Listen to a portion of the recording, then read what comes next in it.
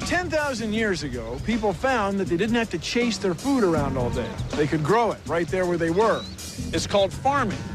And ever since then, we've been trying to control plants and animals. Genetically modified foods are foods produced from organisms that have had specific changes introduced into their DNA using the methods of genetic engineering.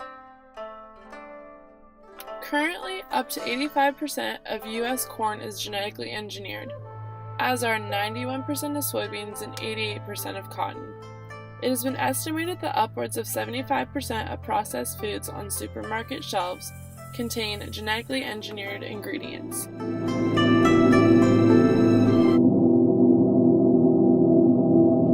are eating whole foods. You want to eat what you're eating.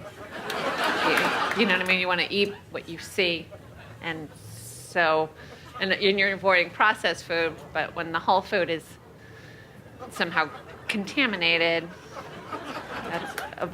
that's kind of making it a moot point. What does GMO stand for? Genetically manufactured. Oh. One of the most common misconceptions and arguments made about genetically modified foods is that they are unsafe and unhealthy for humans and animals to consume.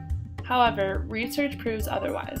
There have been more than 2,000 studies, including reputable sources such as the World Health Organization and the National Academy of Science, showing that biotechnology does not pose an unusual threat to human health, and genetically modified foods are safe or safer than conventional or organic foods.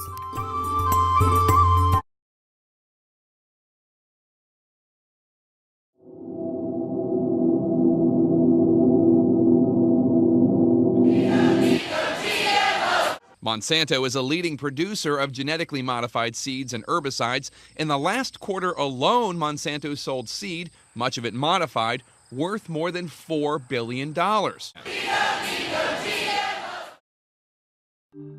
These big corporations are making a lot of money, but they also have a good that is working to help the economy and society. Genetically modified foods are cheaper to produce and more reliable for farmers because their crops will grow even in weather that is not normally ideal and can withstand harm from pests. The technology for growing these crops is going to create livelihood and commercial farming in places that have never had crops before, thus investing in a sustainable future.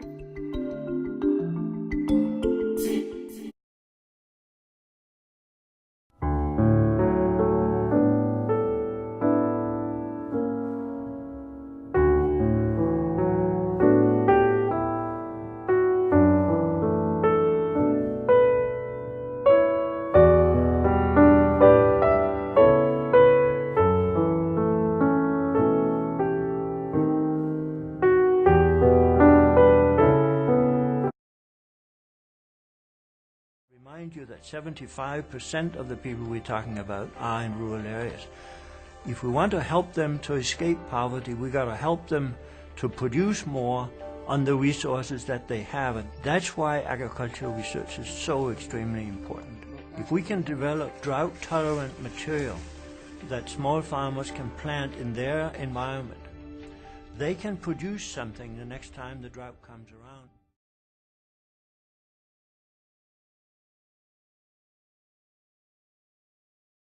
People who support GMO labeling say consumers should have the choice. Some are afraid of the future of health consequences associated with GMO foods, though none have been proven. But most say that at the very least, consumers should be able to know exactly what is in their foods so that they can make the decision for themselves. Now, beyond the issue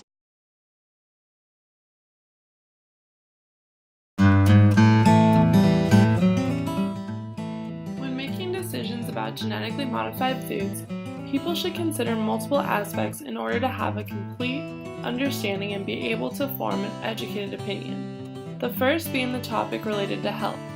Although in the United States people believe genetically modified foods are unsafe to eat, there is clear evidence supporting the opposite. Genetically modified foods and crops are just as safe as organic products. Next is the economic benefits that genetically modified foods could provide by strengthening the agriculture industry and sustaining revenues even through the global climate change.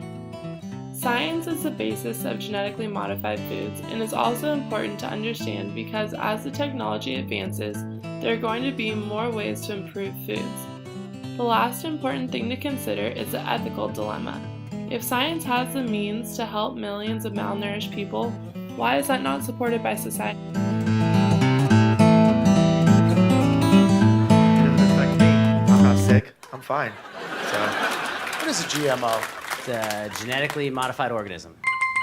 And what's GMO spelled backwards? OMG. Nice. Yeah, well, there you go. Now we have to figure out what an OMG stands for.